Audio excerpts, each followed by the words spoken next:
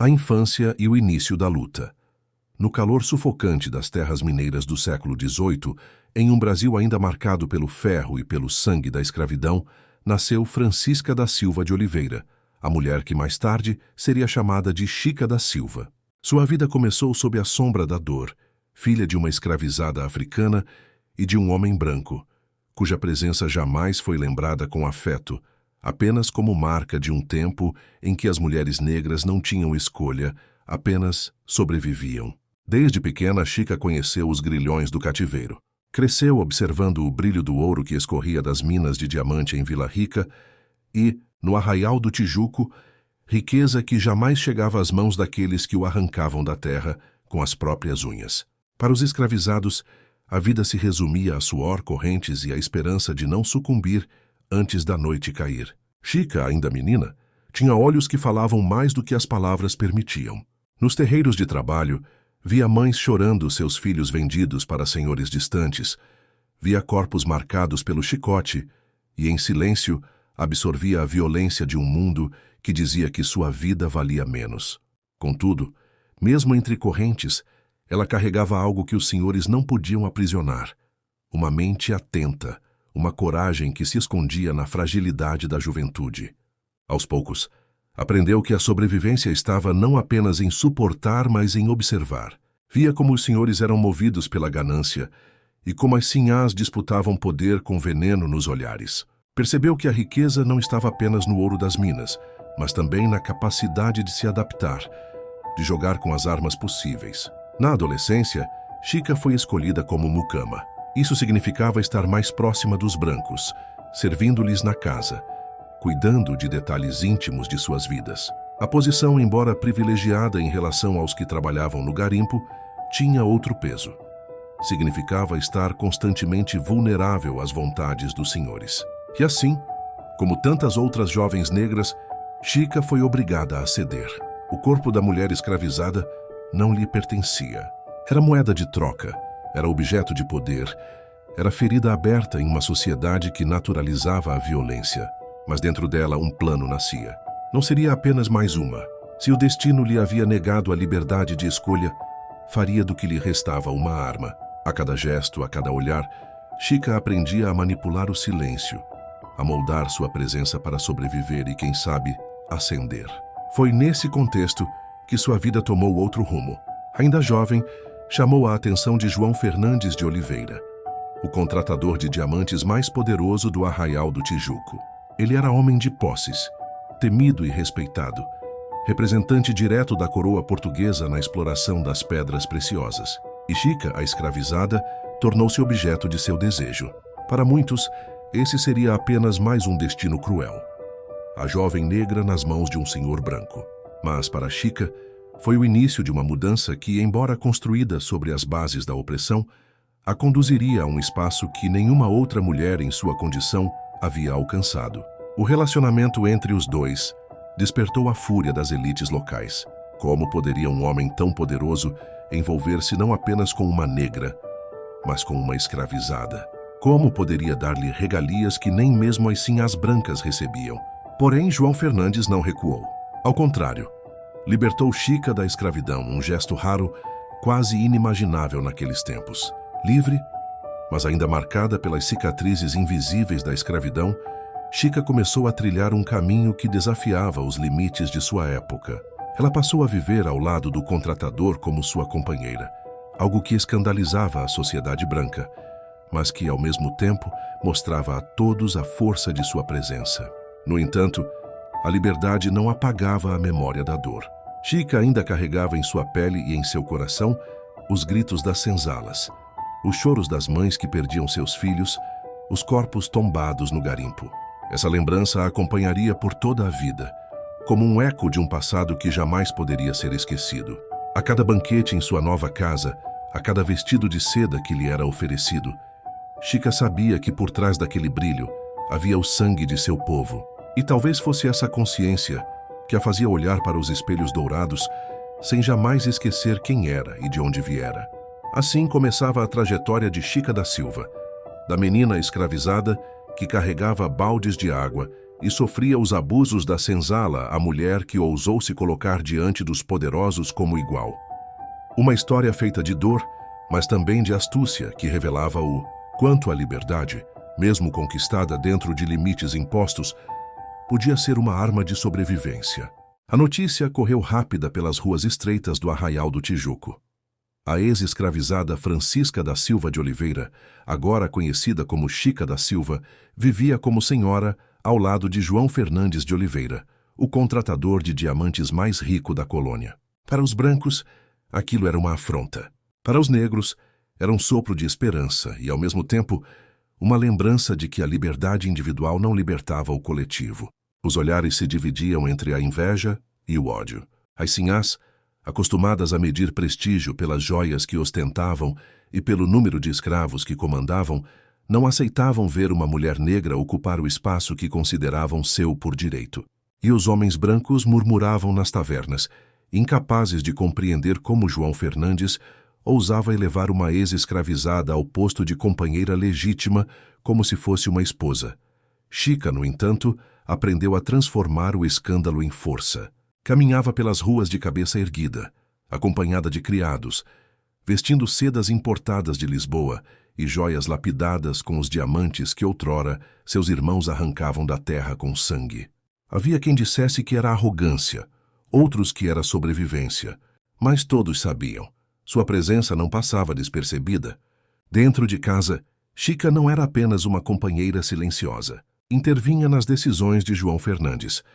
Aconselhava-o em questões do comércio de diamantes e, aos poucos, construiu uma rede de influência. Sabia que, em uma sociedade que a rejeitava, sua maior arma era mostrar que tinha poder suficiente para não ser ignorada.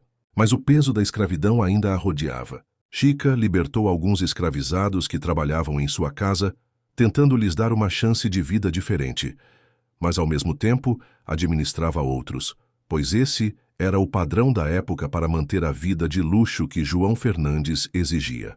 Essa contradição, tão cruel quanto real, a acompanhava em silêncio.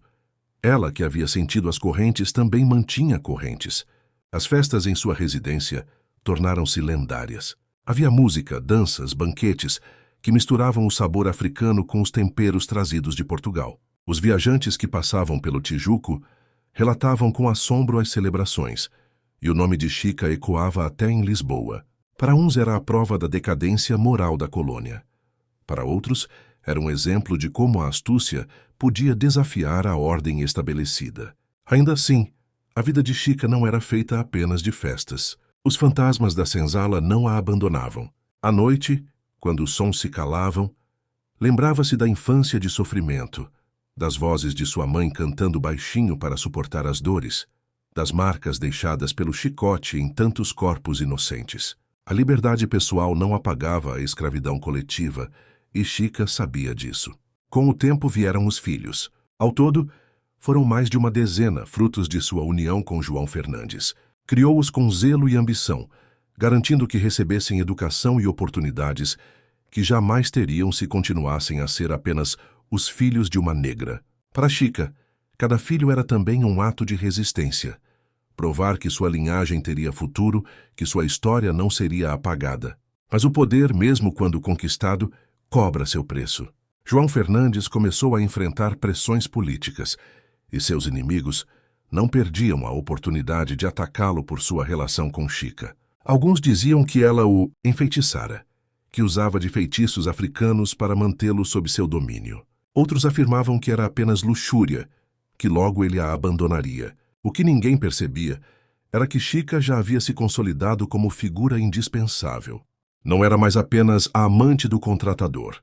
Era uma senhora respeitada, ainda que odiada. Sua casa era ponto de encontro. Sua voz tinha peso. Seu nome circulava em todas as conversas. Quando João Fernandes foi chamado de volta a Portugal, deixando para trás Chica e os filhos, muitos acreditaram que seria o fim de sua ascensão. Mas Chica não se deixou abater.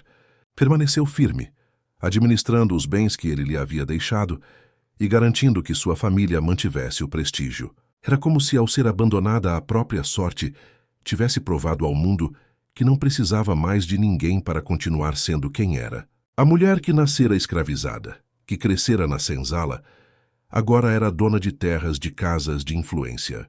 Mas, no fundo, sabia que sua liberdade era exceção em um mar de correntes. Sabia que, enquanto caminhava com vestidos de seda, milhares de outras mulheres negras continuavam a sangrar sob o jugo da escravidão. E essa consciência fazia de sua trajetória não apenas uma história de glória, mas também de dor. Assim seguia Chica da Silva, equilibrando-se entre dois mundos, o da senzala que nunca a abandonou e o das elites que jamais a aceitaram por completo. Sua vida era um grito silencioso contra um sistema que insistia em negar humanidade a quem dela mais necessitava. A notícia correu rápida pelas ruas estreitas do Arraial do Tijuco. A ex-escravizada Francisca da Silva de Oliveira, agora conhecida como Chica da Silva, vivia como senhora ao lado de João Fernandes de Oliveira, o contratador de diamantes mais rico da colônia. Para os brancos, aquilo era uma afronta. Para os negros, era um sopro de esperança e, ao mesmo tempo, uma lembrança de que a liberdade individual não libertava o coletivo. Os olhares se dividiam entre a inveja e o ódio. As sinhás, acostumadas a medir prestígio pelas joias que ostentavam e pelo número de escravos que comandavam, não aceitavam ver uma mulher negra ocupar o espaço que consideravam seu por direito. E os homens brancos murmuravam nas tavernas, incapazes de compreender como João Fernandes ousava elevar uma ex-escravizada ao posto de companheira legítima como se fosse uma esposa. Chica, no entanto, aprendeu a transformar o escândalo em força. Caminhava pelas ruas de cabeça erguida, acompanhada de criados, vestindo sedas importadas de Lisboa e joias lapidadas com os diamantes que outrora seus irmãos arrancavam da terra com sangue. Havia quem dissesse que era arrogância, outros que era sobrevivência, mas todos sabiam. Sua presença não passava despercebida. Dentro de casa, Chica não era apenas uma companheira silenciosa. Intervinha nas decisões de João Fernandes. Aconselhava-o em questões do comércio de diamantes e, aos poucos, construiu uma rede de influência. Sabia que, em uma sociedade que a rejeitava, sua maior arma era mostrar que tinha poder suficiente para não ser ignorada. Mas o peso da escravidão ainda a rodeava. Chica libertou alguns escravizados que trabalhavam em sua casa, tentando lhes dar uma chance de vida diferente, mas ao mesmo tempo administrava outros, pois esse era o padrão da época para manter a vida de luxo que João Fernandes exigia. Essa contradição, tão cruel quanto real, a acompanhava em silêncio. Ela, que havia sentido as correntes, também mantinha correntes. As festas em sua residência tornaram-se lendárias. Havia música, danças, banquetes, que misturavam o sabor africano com os temperos trazidos de Portugal. Os viajantes que passavam pelo Tijuco relatavam com assombro as celebrações, e o nome de Chica ecoava até em Lisboa. Para uns era a prova da decadência moral da colônia. Para outros, era um exemplo de como a astúcia podia desafiar a ordem estabelecida. Ainda assim, a vida de Chica não era feita apenas de festas. Os fantasmas da senzala não a abandonavam. À noite, quando os sons se calavam, lembrava-se da infância de sofrimento, das vozes de sua mãe cantando baixinho para suportar as dores, das marcas deixadas pelo chicote em tantos corpos inocentes. A liberdade pessoal não apagava a escravidão coletiva, e Chica sabia disso. Com o tempo vieram os filhos. Ao todo, foram mais de uma dezena, frutos de sua união com João Fernandes. Criou-os com zelo e ambição, garantindo que recebessem educação e oportunidades que jamais teriam se continuassem a ser apenas os filhos de uma negra. Para Chica, cada filho era também um ato de resistência. Provar que sua linhagem teria futuro, que sua história não seria apagada. Mas o poder, mesmo quando conquistado, cobra seu preço. João Fernandes começou a enfrentar pressões políticas, e seus inimigos não perdiam a oportunidade de atacá-lo por sua relação com Chica. Alguns diziam que ela o enfeitiçara, que usava de feitiços africanos para mantê-lo sob seu domínio. Outros afirmavam que era apenas luxúria, que logo ele a abandonaria. O que ninguém percebia era que Chica já havia se consolidado como figura indispensável. Não era mais apenas a amante do contratador. Era uma senhora respeitada, ainda que odiada. Sua casa era ponto de encontro. Sua voz tinha peso. Seu nome circulava em todas as conversas. Quando João Fernandes foi chamado de volta a Portugal, deixando para trás Chica e os filhos, muitos acreditaram que seria o fim de sua ascensão. Mas Chica não se deixou abater. Permaneceu firme, administrando os bens que ele lhe havia deixado e garantindo que sua família mantivesse o prestígio. Era como se, ao ser abandonada à própria sorte, tivesse provado ao mundo que não precisava mais de ninguém para continuar sendo quem era. A mulher que nascera escravizada, que crescera na senzala, agora era dona de terras, de casas, de influência. Mas, no fundo, sabia que sua liberdade era exceção em um mar de correntes. Sabia que, enquanto caminhava com vestidos de seda, milhares de outras mulheres negras continuavam a sangrar sob o jugo da escravidão. E essa consciência fazia de sua trajetória não apenas uma história de glória, mas também de dor. Assim seguia Chica da Silva, equilibrando-se entre dois mundos, o da senzala que nunca a abandonou e o das elites que jamais a aceitaram por completo. Sua vida era um grito silencioso contra um sistema que insistia em negar humanidade a quem dela mais necessitava.